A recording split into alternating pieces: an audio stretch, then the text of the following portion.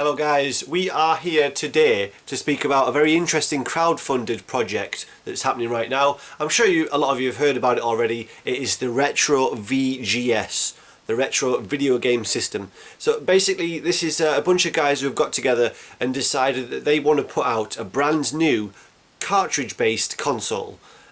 Solid state media console that's going to be geared towards the retro end of the market, so not very, not a very powerful machine, but something that brings us back to those days of actually owning the games that you spend money on and being able to do what you want with them. They're selling it mainly on this going back to these old ideals of the solid state medium, which means you're not reliant on server support or patches to fix broken games that were released before they should have been, or updates or any of this stuff that you are now kind of reliant on externally to support your game collection.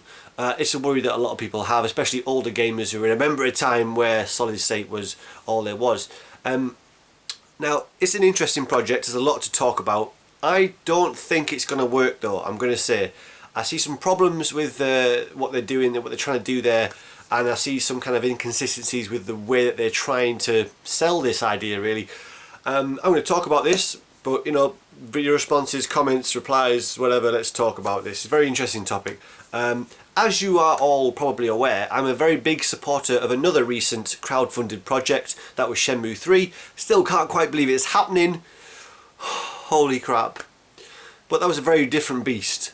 Shenmue 3, this was a continuation to a game series that was left on a cliffhanger, demanded by the fans for many, many years. Fan support brought this series back. That crowdfunding project was initiated by the sustained passion and demand from a fan base that was already willing to spend money on it. This is very different.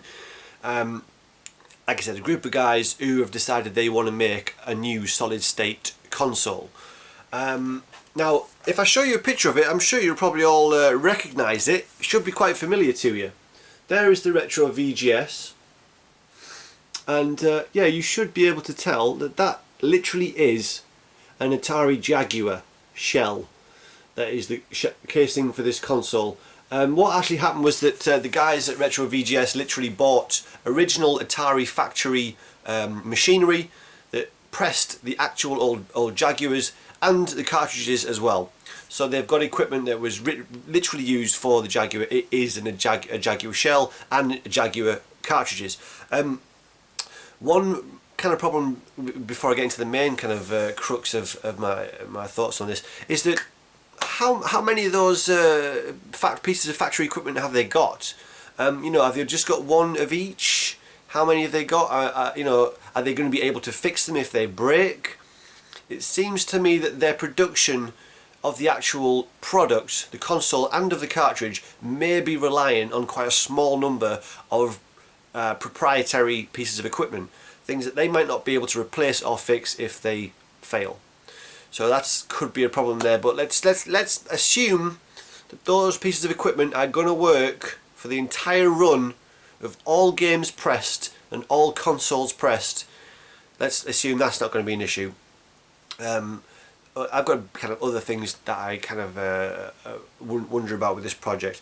So for a start, okay, the console's going to be quite low powered, okay, so you're not going to get your AAA titles on here. It's called the Retro VGS for a reason. It's aimed at a kind of older style game, simpler type of game. Certainly the processing power involved in these games is going to be a lot lower than your modern day AAA titles. It's going for retro feel games.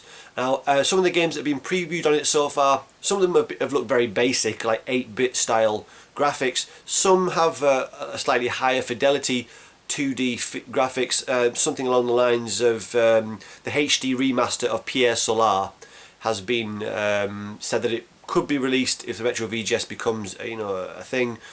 The HD version of Pierre Solar has been touted as a potential release, and that's a very nice looking game. Still a very simple 2D game, but very nice kind of 2D. But I wonder, will this game be able to do the sort of more modern versions of retro games, the more modern retro feel games? I'm talking about things like Super Meat Boy, Fez and Braid. Maybe these are all games that have a retro feel, but really the mechanics behind those games You know, would you be able to do those on a Super Nintendo? I don't know.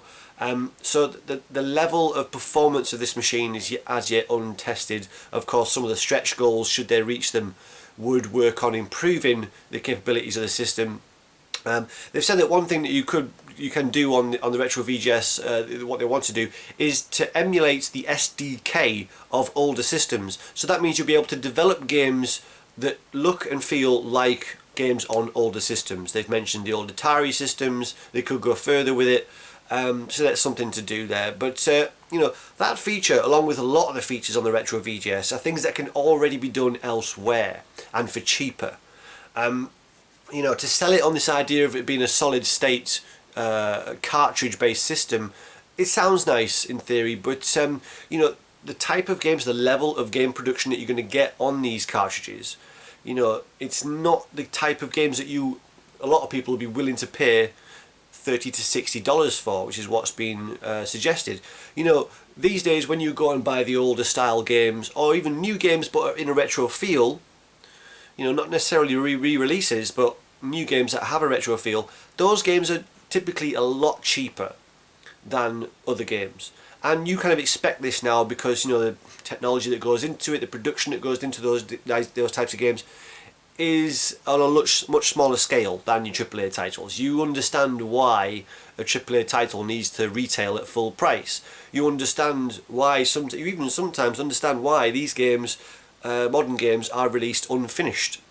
You know, the pressures on putting games out to a certain schedule, the intricacy of developing these types of games. You know, the game worlds are much more complex, the graphics are much more complex, everything is so much more information involved in the production of modern games that you sort of give them a little bit of leeway. You sort of expect, you know, one of the, you don't like it, none of us like it, but you kind of have got used to the fact that as a consequence of more complex game design, this is why we've got things like patches needed to fix bugs and the rest of it. You don't expect that with old style games. So that is one of the key kind of things here. They're selling it on this idea of no patches, no DLC, no server support. But do you ever really need any of those things anyway for the retro games? You know, when they come out on Xbox Live, when they come out elsewhere, when you download, do you ever need any patches or server support to play those older games? You know, not including, of course, multiplayer online stuff. I'm talking about just fixing the literal game that is contained that you have bought. I don't think you do. So I think that main selling point that they've got is kind of missing the point, kind of irrelevant really, because the types of benefits that they're giving by having a cartridge-based system, you know, those benefits aren't missed in other avenues of getting hold of those types of games. Am I being a bit muddled up? Right, okay, so on Xbox Live I can get Applejack and Applejack 2, two of the best platformers I've played in the last 10 years, hands down, absolutely cracking games. A retro feel, very simplistic graphics. You could probably do a version of Applejack on a lot of the older systems. That game is 79p, or is it 69p? It's an indie game. It's under £1 for this huge platformer game. I would love to have Applejack on a solid state medium. Don't get me wrong, I would love to have that game on a solid state medium. But how many people are going to willingly pay $30 to $60 when they can get the same game through the live service for a couple of dollars? You know, it's... Oh, I've pressed something on the laptop by accident. Yeah, so I don't know, the price points of it, bearing in mind the types of games that they're going to get on the system, the price point that they're looking at for the games, I think, is quite high. Understandably high, because if you're creating cartridges, it costs more to create. But that's one of the problems with this proposed console, is that it does cost a lot more to make games on cartridge. It especially costs more to make games on cartridge if you're doing low print runs. So, yeah, you know, if it's going to be quite a small user base if this thing even gets green lit. Yeah, it's going to be a small number of people buying a small number of games, and that's going to cost more per cartridge than it would have cost, you know, Sega and Nintendo to produce hundreds of thousands of cartridges back in the day. So that could be a potential problem as well. Another problem with this system is that you're not going to get exclusive titles of any quality. You know, developers want their games to sell as many copies as possible. They want to reach as many people as possible.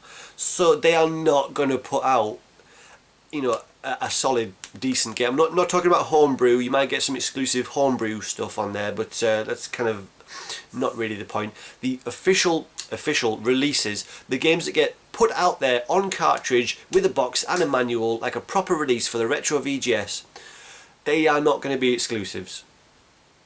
Developers are not going to develop a game and put all their eggs into this very small basket. They're going to put it out on live services, they're going to put it out elsewhere. None of the games scheduled for release on Retro VGS so far are exclusives. I could be wrong in that. There's a lot of information to take in on this crowdfunding page.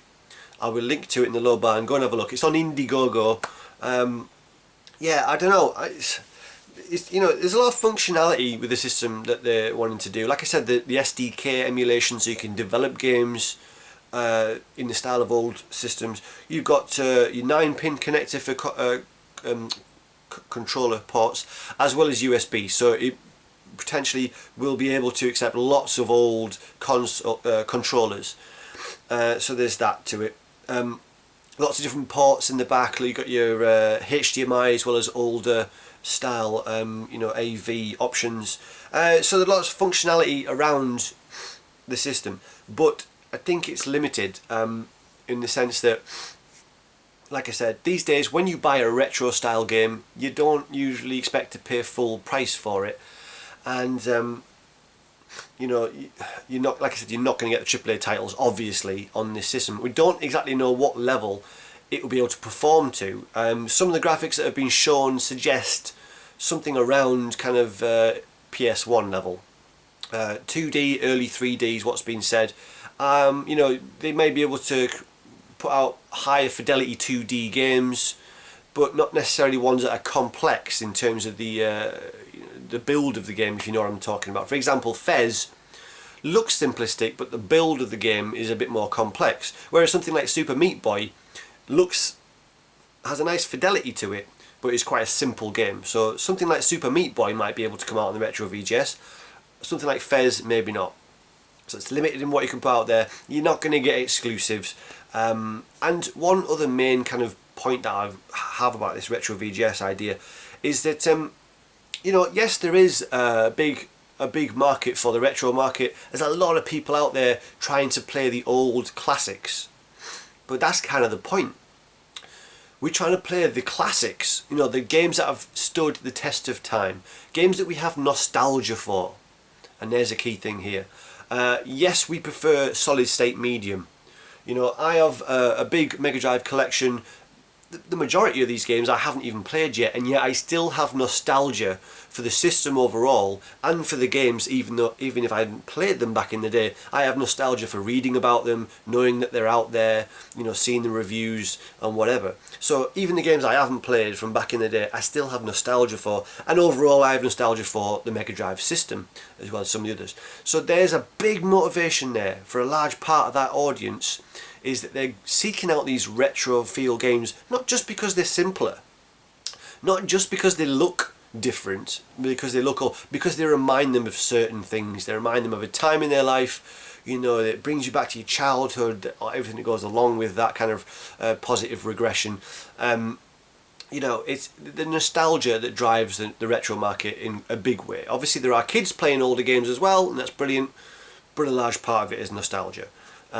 So the Retro VGS isn't going to be able to have that same drive behind it, because there's no nostalgia for this system. It's brand new, and they want to have brand new retro style content on it. So again, you're not going to have the nostalgia for the games either. It's a brand new old system with brand new old games, if you get me. So the audience for it might be a bit skewed. I don't know. There's probably lots of other things to say about it. The Retro VGS, it's not doing too brilliantly at the minute. I think my sentiment may be reverberating throughout the community, because so far it's oh, let me refresh the page actually, because I think I've had this open for a little while, to be fair to it. Yeah, well, 68,000. It's on 68,000 currently. They're going for 2 million minimum. A minimum of $2 million in funding they'll need to make this happen, with stretch goals reaching upwards to improve performance. But yeah, as you can see, currently only 68 grand has been raised, so you know, only 195 backers, not a lot of support for the Retro VGS so far. But it's an interesting topic. What do you guys think? A new cartridge based system? Sounds too good to be true, but there's more to think about with this. Yeah, I don't know if it's going to work. I don't see it working, to be honest. Love me retro games, but I've got more than enough that came out during that actual period to go through and go back and get, and usually get them for a lot cheaper as well. Obviously you've got your rarer games that are not, but by and large you're not paying $30 to $60 for retro games, or you can certainly build an extensive library of actual retro games on actual retro systems for a lot cheaper than the Retro VGS. It's a nice idea. It certainly tweaks that nostalgia bone, but the system or games themselves won't have any nostalgia attached to them. Do you understand? See what I'm saying? So anyway, the Retro VGS, guys, what do you think? I'll see you guys in the next video. Goodbye.